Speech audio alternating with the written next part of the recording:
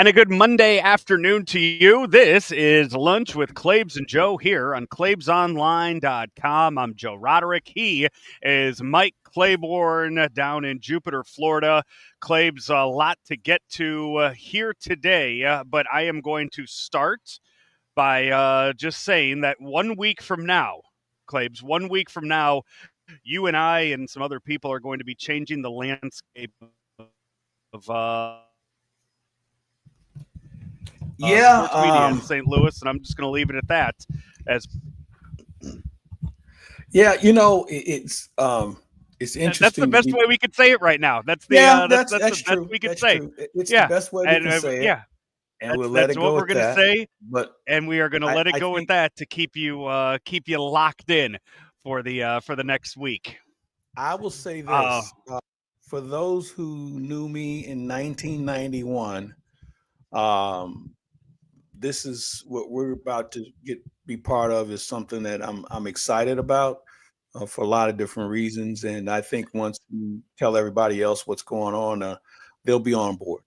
I am here at the convention center in New Orleans, Louisiana, Radio Row for my 12th. It is Super Bowl Licks, Claibs, L-I-X, here on Sunday, Eagles and Chiefs. You are in Jupiter for Cardinal spring training, and we will get to the game in a bit, but right now, all eyes on the Cardinals, who pitchers and catchers, Claibs, report in 8 days. 8 days before pitchers and catchers report, along with a whole lot of other players, and one of those players that as of right now will be reporting to the Cardinals here in about 8, 10, 14 days is Nolan Arenado, who is still a member of the St. Louis Cardinals here on February 3rd. How shocked are you by Nolan Arenado still not being traded yet? Well, I'm a little surprised. I think everybody, after the winter meetings and what John Mozeliak said then, who he's kind of taking a step back on that statement, I think we all thought he would be long gone, happy wherever he was. And it wasn't a contentious relationship by any means. It was just the Cardinals looking to move some salary. But the market just hasn't been there. And a lot has to do with the fact that Alex Bregman hasn't signed with anyone yet. And I think that that's a bigger issue with regard to the movement in the game as far as free agents are concerned. So I think there's two plans, one with, one without. The one with, I think, really complicates things for the Cardinals with regard to what does that lineup look like, because it was an opportunity for Nolan Gorman to play third base on a regular basis. The question is, we don't know if he can play third base. We don't know if he can hit. Now, he's got a new hitting coach in Brant Brown who said glowing things about him. But, everybody says glowing things at this time of the year. And everybody says glowing things the first 2 weeks of spring training. So, that's the real question mark. But there's some other question marks, but I think that's the biggest one. So in answer to your question, yes, I am a little surprised. Nolan Gorman can hit, Claibs. He can hit the hell out of the ball. He just can't make contact. He just can't make contact all the time. Yeah. Well, if he hits it, it goes a far way. It does have an awful lot to do with it. That's some of I was looking at some of his numbers going in from last year, and the Cardinals did him a favor, really, by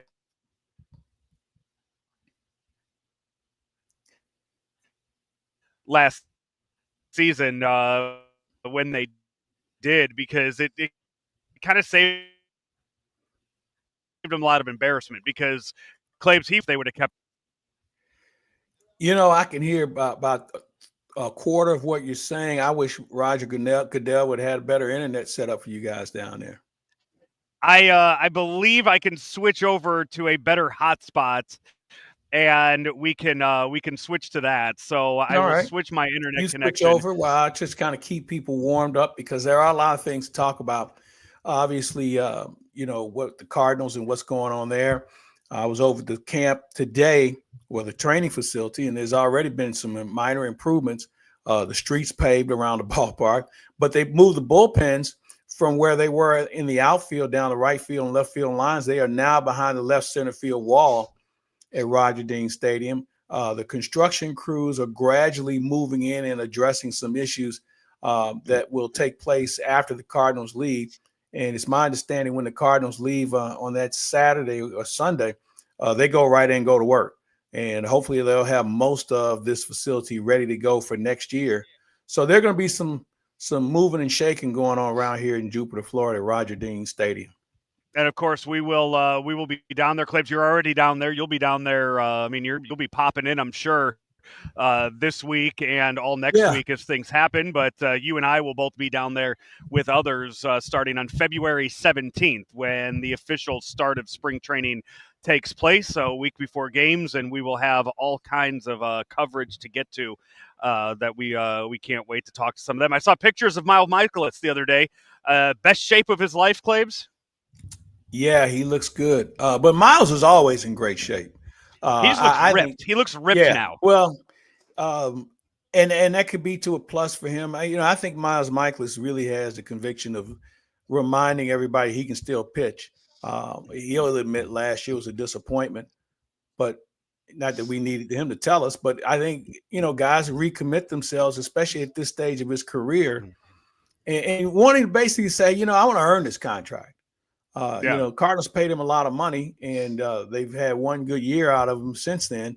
So this is going to be something we'll pay close attention to because I saw Steven Matz today, and Steven Matz told me that other than having a second child in October, all he did was just focused on staying in shape and being ready and hopefully not getting injured. So there are some guys on this roster that are going to make the Cardinals have to make some tough decisions about.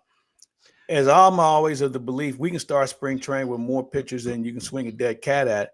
And I can guarantee you by July, we'll be looking for more pitching. It never fails.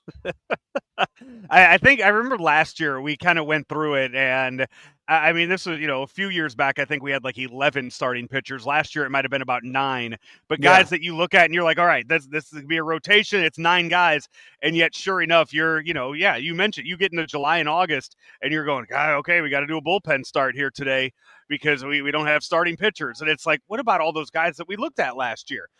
Because you have and you know the what? names Some there, of them decide their own fate. And that happens a great deal, which brings me to the question with so many young guys and guys competing, do you think about a 6-man rotation just to keep enough guys around and fresh and able to go? Now, the veterans will tell you they don't like it. I don't know whether they have a choice at this point because when a veteran tells me he doesn't like a 6-man rotation, he can only give you 90 pitches. I'm probably not going to really put a lot of merit into what he says.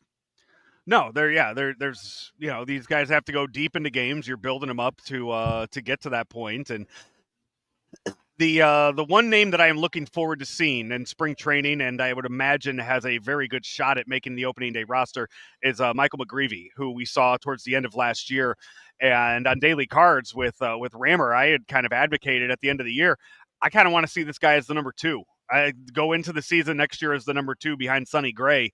And with the starting pitching that what's that? Who's your third guy? I mean, take a number after that as far as whether it's Eric Fetty or Miles Michaelis or Steven Matz or Zach Thompson or anybody else that you're throwing out there. But I think what you saw out of McGreevy, and he's a former first-round pick, at some point you got to take the training wheels Zach off. Thompson. And if this is I see your point. We've seen him. I know, but we've seen Zach Thompson get his chances. We've seen Zach Thompson start the year in the rotation, and by the end of it, he's down in Memphis. So, but to my point is, first or fifth round pick, I really don't care at this point. Guy's been in the minors that long. I agree with you. I would like to see him up in the rotation compared to back in the rotation. I think back in the rotation, you're trying to protect a guy from what at this stage of his career. And this is part of the problem with the game where we baby guys so much that it's a psychological issue on where you set up in the rotation compared to a skill level and an endurance level. So I wouldn't be opposed to it. I'm anxious to pose that question to higher ups with regard to his location, with regard to the rotation. But knowing the Cardinals and a lot of other teams, he'll start off in the bullpen, which I thoroughly disagree with at this point. Yeah. He started for you last year. He went out there last year and put out 2 good starts when you gave him the opportunity to do so. Why would you start that in the bullpen? I get, maybe an innings limit with him being a rookie next year, but then go with the 6-man rotation. Go with that. Well, I can see him. I mean, with Fetty, with having Fetty in here, I don't think Fetty did. I mean, well, the whole team just didn't do what you expected them to do as far as contend last year. But I think Fetty was brought in here to be that number 2 guy behind Sonny Gray. well, excuse me. I think you're setting yourself up for another disappointing season if you think Fetty's a number 2. I'd rather take my chances on a kid than Fetty Yeah. as being a number 2. So I am in total agreement with you on this until somebody dispels that notion that we both have. I think the Cardinals had to think outside the box a little bit more with regard to their resources and not typecast people on a hard typecast. If a guy gets off to a good start in a 2 spot, then so be it. Because here's the thing that I always wondered about. They say, well, Scherzer's pitching against Verlander. Well, no, he's not. He's pitching against the opposition as his It's not like either one of them has a bat in their hand where they're actually going to face each other. Now, you may say, well, it may be harder to get runs against the other opponent. Well, then guess what? That guy's got to bear down too. Now, the guy we forgot about is Palante. Where you put him? Yeah. Yeah, but I'm fine with him being in the bullpen last year. You're kidding. He was your best pitcher last year. When he got the ball as a starter, Palante gave you a better chance to win than half the guys that were in the rotation with him. I'm bringing up the stats from last year just because I just want to see maybe, and I'm guessing you probably don't know off the top of your head. I'm wondering how many times he pitched into the 7th inning last year. I bet he pitched in the 7th inning more than Sonny Gray. Oh, well, you can't say that because Sonny Gray pitched a lot more. I am shocked to see. Okay, Claibs, I am shocked to see it. How many times he did? 1, 2, 3, 4, 5 times. Second half of the season, from July 4th on. As I look through here, from July 4th on, actually 5, 6. Yeah, he pitched at least 8 times into the 7th inning, the second half of the year. So that is a name that, I failed to mention when I was listing all of those. So that's a guy that should get a shot too, over a guy like a Zach Thompson, and honestly, over a guy like a Miles Michaelis, who I realize is going to get the opportunities due to his contract and the veteran label that's on him. But Andre Palante deserves to be higher in the rotation than a Miles Michaelis and Steven Matz. So could you go Gray, McGreevy, Palante, Fetty, Michaelis? Yes. And then you move Matz to the bullpen. So let me ask you this. And I will say this as a, I know you are employed by the Cardinal Radio Network, but I am asking this from a standpoint of put that rotation out there in the NL Central this year. Is that reason? I mean, is that hope for you to get excited about the season and look at this team and say they can compete for? And is that a team that can get you to 88 wins with that rotation? And here's why: the Cardinals didn't succeed because they couldn't pitch last year. They couldn't succeed because they couldn't hit. So that's the bigger question. I think the guys we just mentioned, if they can give you 7, then I think you're going to be in a lot of ball games, especially with a bullpen that I think might be better than last year. Because I'm moving Matz to the bullpen. I think the guys who got experience out there last year will be better. Now, you say, what are you going to do about the Kittredge role? That's a question mark because that's a very important role. What's JoJo going to look like? What's your closer going to look like? But I think the guys leading up to that, because I need guys who can eat up innings out there. Mm-hmm. My 7, 8, 9 guys, if they can buy me an inning plus batter, then I'm good. But those other guys I call upon in the 5th inning or maybe the 6th inning, I may need to get them to get me to the 7th inning, maybe 2 at bats around in order to do that. So I need guys with length. And if I'm the Cardinals, with the exception of a couple of guys, I'm telling everybody else to come in here ready to be stretched. Yeah. You know, you're going to get your inning early, but when the next time you're going to get 2 or maybe 3. Now, the challenge with that is how do you get enough innings for guys in spring training? Well, we're going to have a few more B games, or we're going to have some guys throwing on the backfield. Now, it may not be the same sort of competition, but I'm going to do that. And also with my back end of the bullpen, I'm going to let them start an inning. They may go 3 innings, and because I want them to see a better hitters than guys that are wearing 95 and 96 on the back of their jerseys, you know, late in the ball game. Yeah, I remember Jason Isringhausen starting games for the Cardinals back when he was the closer, just for that purpose. You're going to face the 3 best hitters in the lineup. You're going to go out there. You're going to get your work against them, and you're going to get out. That's that's what you're going to do. And here's the plus for the Cardinals: you can do that here in Florida because the teams you're going to face, they're not in your division. You have Washington in Washington and the Mets in the National League. Houston is in the American League. And Florida, yeah. In Florida, you know, Miami, Miami's in the National League. But you know what? Those are teams that aren't in your division, so you can get away with that. Yeah. You know, I remember when Gibson pitched, he didn't like facing teams in the National League in spring training. You know, and I get it, but I would do that if I'm a closer, because closers have they can only make one mistake, and they really can't make that. So you don't want to show a guy too much and have him have a book on you well before the season starts. Claibs, circling back before we wrap up our Cardinal discussion here on the show, the possible trade still on the horizon of Nolan Arenado. Is there a time you can remember in your history of covering the Cardinals where a trade has happened of a key player like this, of a situation like this with Nolan Arenado being traded this deep in? You don't remember Andy Van Slyke getting traded right before the season started for Mike LaValliere? Claims, what year was that? 1988? I was 3. Okay. So, yeah, it's happened before. Yeah. It's happened before. So that one turned Andy out Van pretty Slyke well for the didn't have Pirates. Credentials. Van Slyke didn't have the credentials that Arenado has, but Andy Van Slyke ended up having a pretty good career. But he was a starting player on a championship team, a league championship team. So it wasn't like he was, you know, we were moving Dylan Carlson. Right. Which, by the way, as we transition here in just a second, how about Dylan Carlson taking a $975,000 deal when he was making 2.3 last year? He took what he could get.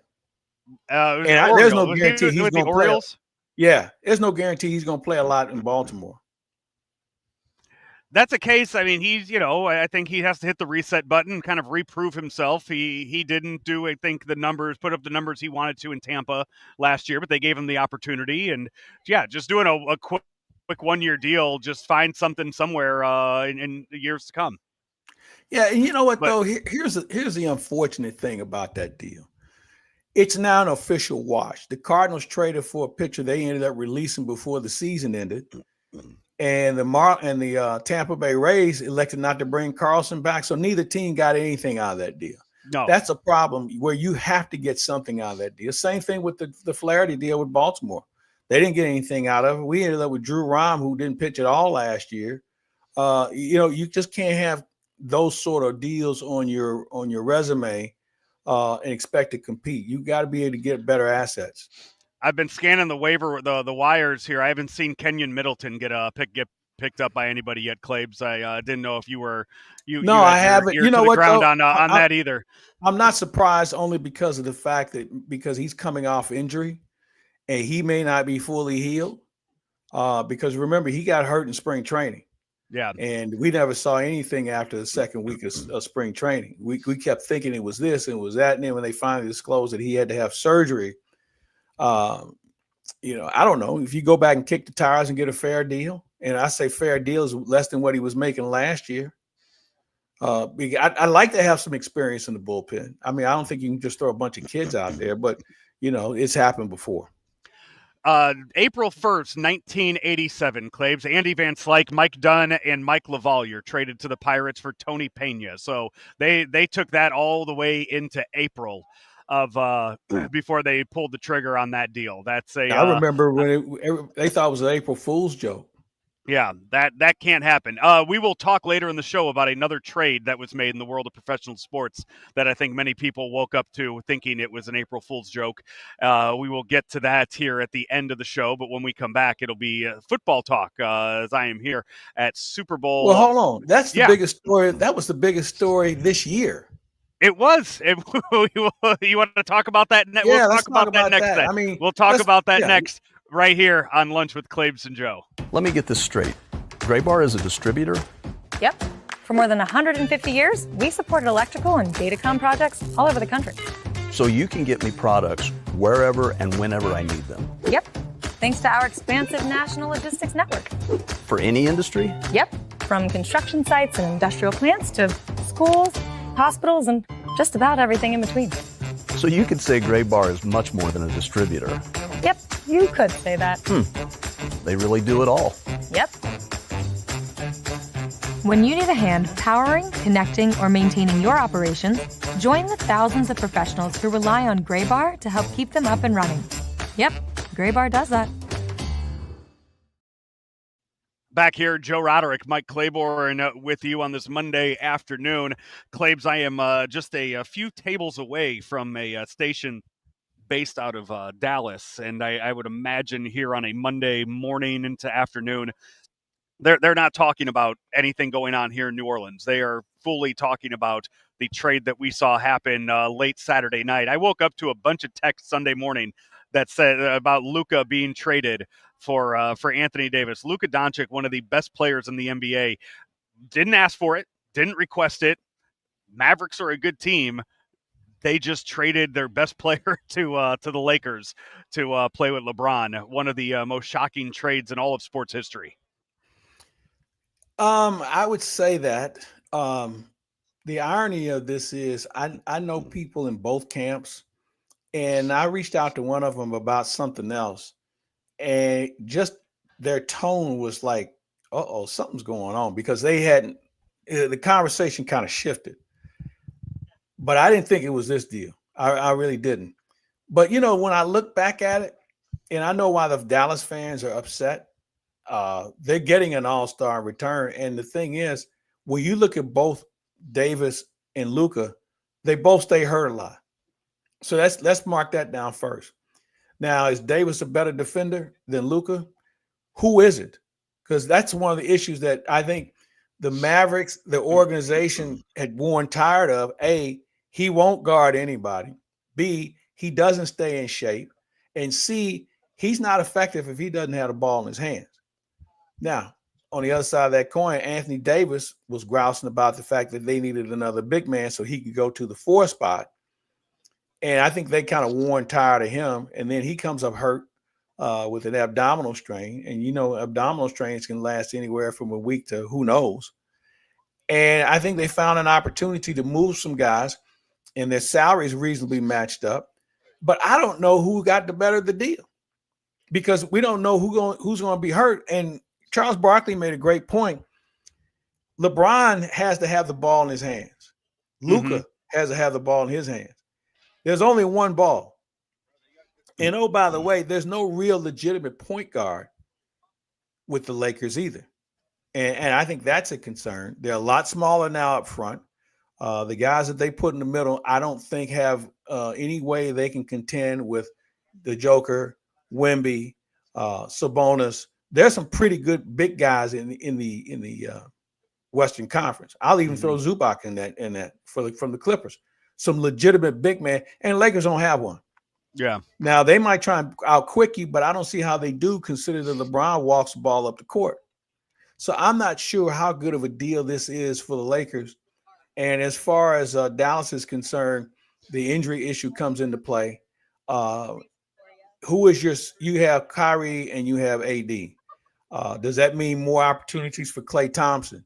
They have some other guys, but I don't know how deep their bench is going to be if they think they're going to make a long run. So I think this is a wait and see deal. And I also think that this is the best thing that could have happened to the NBA. They stole a weekend because the thing is, there was no football. College basketball is almost about to be interesting because you have conference play, but because there's so many players moving around, you don't know who is anybody.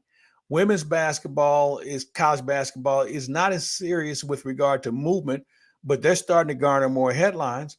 You had the PGA going on at Pebble Beach, which everybody used to think Pebble Beach was a fun place to watch, but the weather's always crappy.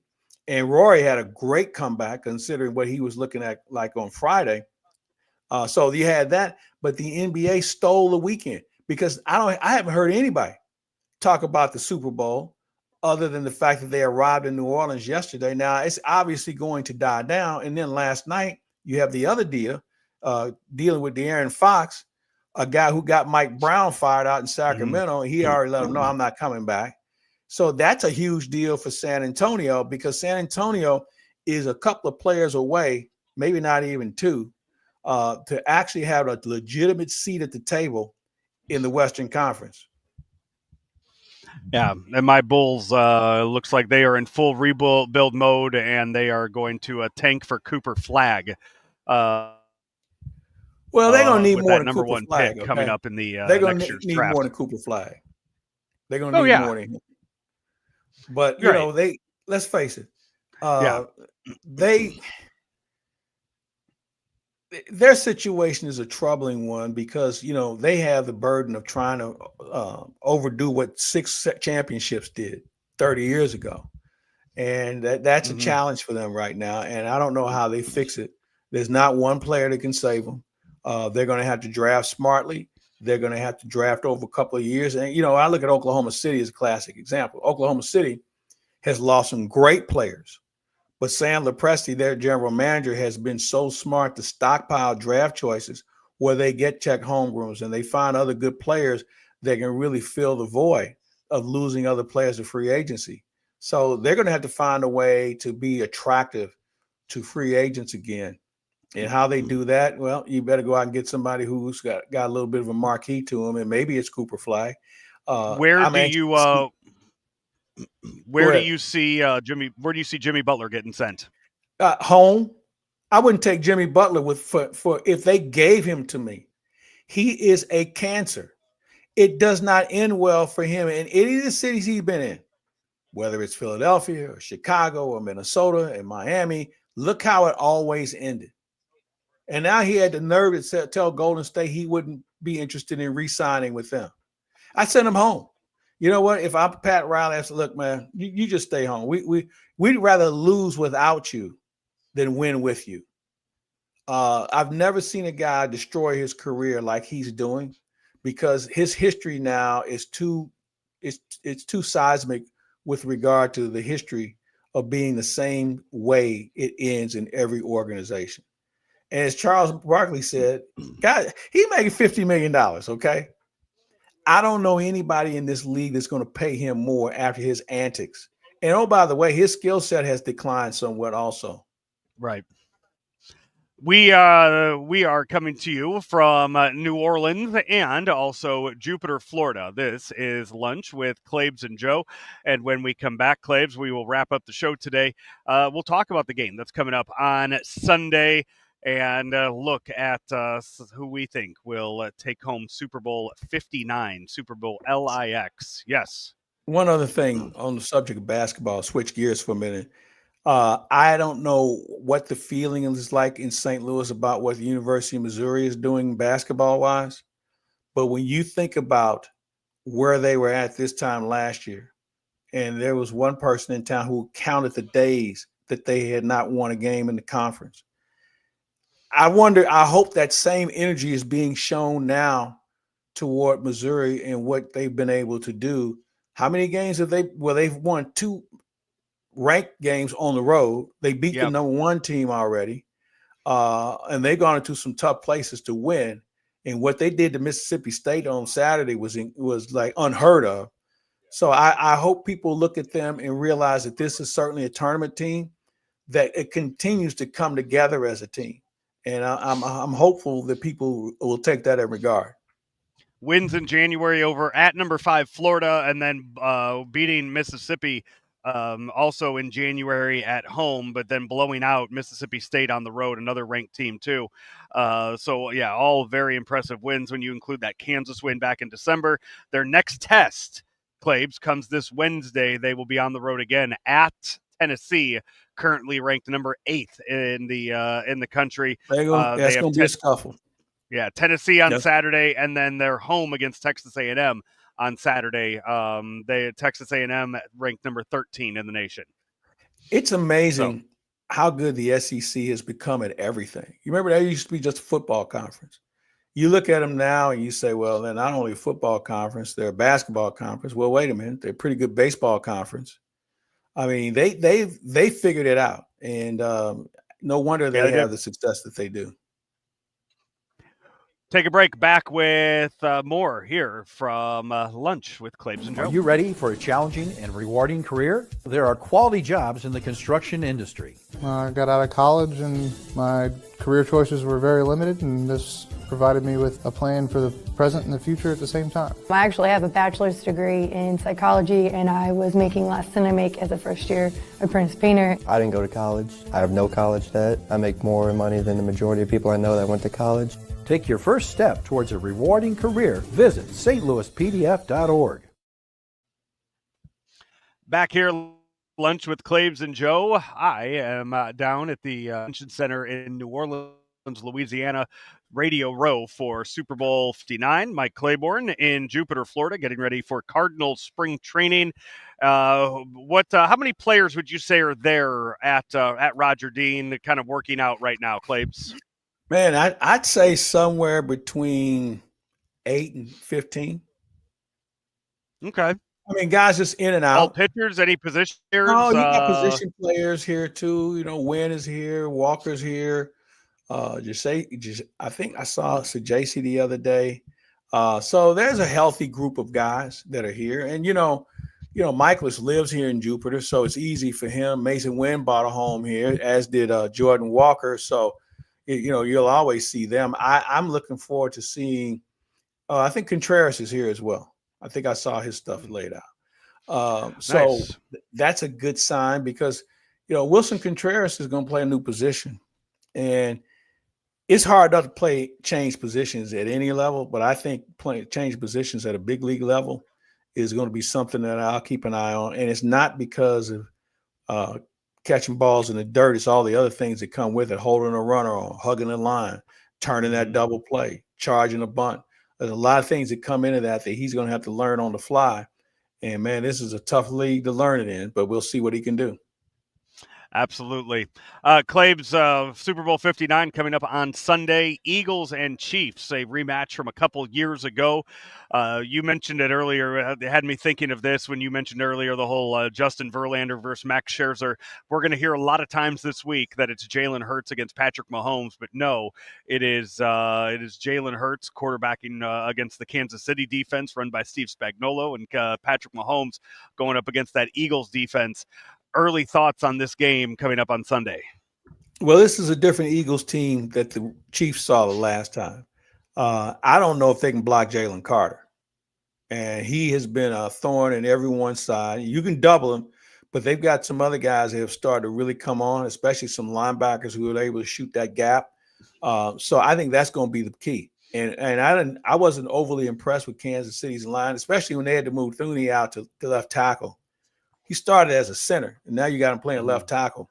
Now, on the other side of that coin, Chris Jones has been a real distraction for a lot of teams. But they're going to have to move Carter around, because if they line up Carter on the Eagles' right side, he might get mauled, because you think about they have a guard that's 6'8", 365 pounds. Okay, that's unheard of.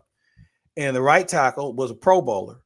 I mean, so they're going to be pretty good up front. So I'm of the belief this game will truly be decided up front. I wouldn't care who you have quarterbacking, because if those guys aren't getting time and you can't establish your running game, that's going to be a challenge. And I think it's safe to say that Philadelphia probably has a better running game than Kansas City does. Kansas City has a quarterback who can improvise better than Jalen Hurts.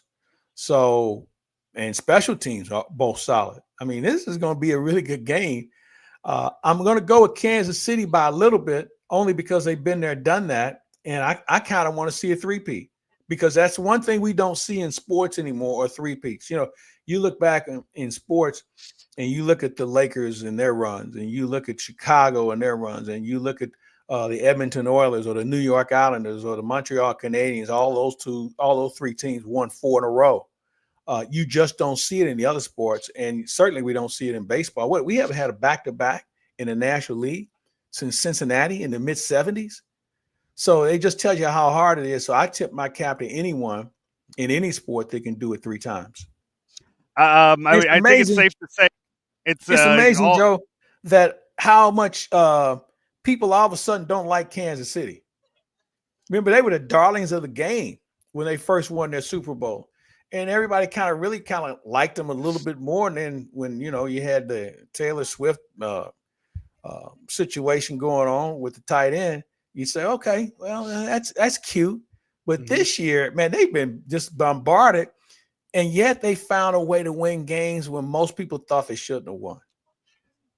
Claibs, you either die a hero or you live long enough to become the villain, right? Yeah, that's true. That's true. No, I think you hit the nail on the head. You know what? I'd rather just listen, long live me. And I'm sure the Chiefs are oblivious to it now. They could give 3 whatever with regard to what people are saying about them, because you know what? They'll have something that nobody else will have. They'll have 3 rings. Media night is tonight, Claibs, 7 o'clock. It is the Eagles, 9 o'clock, the Chiefs down at the Caesars Superdome. So all of the players will be available for the media to talk to them. Outside, I'm sure I can look at it and see what St. Louis ties there are on both teams. Former Mizzou linebacker Nick Bolton will be up on one of the podiums for the Chiefs. Other than the Emmys, this is probably the one event I probably won't be watching nor care about. I can't imagine. Not the Emmys, the Grammys. I can't take it. Claibs, I am there in the building and I don't want to be there for it. So it's one of the, if there is something worth actually getting, I cannot imagine, Claibs, there will be thousands and thousands of people in the Superdome tonight that paid money to go there and watch all of us do these interviews tonight. I'm going to tell you when this whole thing changed. This whole thing changed back in the early 90s when the NFL let people who weren't necessarily football accredited people. And when Downtown Julie Brown and when MTV was at its highest peak and she was asking questions, they really weren't football related, but just more people questions. And one thing led to another and another and another. So they let everybody in. I'll tell you, I probably have told you this story before. Leon Lett, Dallas Cowboy, 3-time Super Bowl winner, a guy who, when he was on his game, you couldn't block him by yourself. He had anxiety issues about certain things. And so they have him out there for the Super Bowl media day. He's sitting on a stool and he's sweating like he's going to an electric chair. They haven't even asked him a question yet. So he calls the PR guy over. He said, I can't do this. He said, well, if you don't, it's going to cost you $10,000. They'll fine you. So he calls the equipment manager over and tells him to go to my locker, look up in my locker, and bring my checkbook out. I'm going to write the check out right now. And he could do it because then players could get as many tickets as they wanted. And he could sell tickets for, it was no problem to get that money back. So I get a call from one of the Cowboy executives and says, hey, we got a problem with Leon. I said, what do you mean? He said, well, he didn't want to do it. And I said, okay. He said, no, but we really need him to do it. And so I talked to him. Jerry talked to him, and he did it. And he got through it. And the next couple of Super Bowls he was more comfortable with. But, most players, the only reason why the players are at this event is because they get fined. Mm-hmm. And I'm sure the fine's a lot more than what it was then. That was $10,000, which was a lot of money. Well, it obviously wasn't to Leon because he was willing to write the check out right then and there. But point being, a a lot of these guys would prefer not to do it. Now, you're going to have some guys that will make it a clown show. And one of the things that they discuss before they go out there is let's not give the opposition any motivation. So they all have in the back of their head what they should say. Well, coach, great organization. They got here for a reason because they're good. They're going to hear all the cliches that we've all heard, but they're not going to get into one-on-one matchups and, this guy can't cover me or, we took care of business against them earlier this year. It's all going to be on the surface of playing nice. So absolutely. Then you get to guys' personal lives.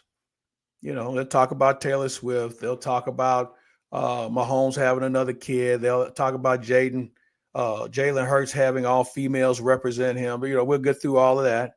And then somebody will find some sort of quirk about somebody that they'll raise. And then we'll all look at each other and ask really dumb questions. And that's when it really comes to the point where you look around and you just say, why are we here? Let's just get this over with. Yeah, it's a whole thing, and you're going to have ridiculous people out there asking some ridiculous questions and just trying to make themselves into the star. This is their coming out party. Yeah, I agree with you. It will happen tonight, and I will be there for it. And Claibs, one of these years or one of those years in the past, I was one of those people. So I have done it myself. In this, the year I wore the I Heart St. Louis shirt. The first year the Los Angeles Rams made the Super Bowl after making it. Made headlines, Claibs. Made headlines. I'm trying to forget that, and you should too. Frank ran it. That was the top story on Frank's sportscast that night. Same with Martin. They both ran it. It was just me wearing a shirt. So I helped them that night. Yeah, I'm sure they haven't forgotten you either for it. Chiefs, I think the Chiefs take the stage tonight at 9. I think I'll be out of there by about 9:15. I think I'll see what there is to see, and I'm going to. I guess the question is, what is there to ask at this point? Nothing about a team that we've seen for the last 3 years. Yeah, not a thing. What do you change? What are you doing different? Right. Well, are they going to tell you? No, they're not going to tell you what they're doing. Yeah. I will say this. I'd be willing to venture that there are some plays that both teams will unveil that I bet are either not on tape or they've run one time the whole season. Right. Because I know some teams, what they'll do is practice 2-3 plays all year and just put them in their back pocket. Mm-hmm. And I would think for teams who are so familiar with each other, I bet there's a play that they probably practice in training camp, saving it for this week. Yeah. And so we'll have a little trickery. But, they're both so good at what they do, man. I mean, we talk about the Chiefs and their offense. I'm trying to figure out where Philadelphia's offense is weak. You have 4 really good receivers, including their tight end. Their running game produced a 2,000-yard rusher, although he did it in 16 games.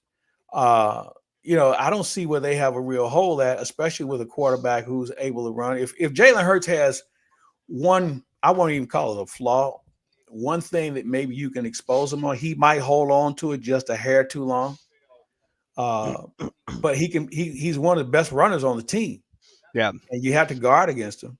With Kansas City, their running game isn't as established, but they still know how to chew up yardage on the field. So, man, I'm thinking we're going to have an epic game, and I'm looking forward to it. Claims, that's going to do it for us today. Enjoy. Are you staying for the game? No, I'm flying back. I'll fly back on Sunday morning. You smartened up and not decided to stay for the game, because I think that's the worst day of the week. Yeah, so I'll fly back Sunday morning. I'll be home for about 5-6 days, and then I'll fly down to you down in Jupiter. So we'll look forward to seeing you then. Yep. Enjoy New Orleans. Have a good time.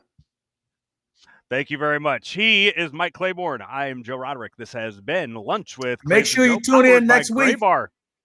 Make sure you tune in next week.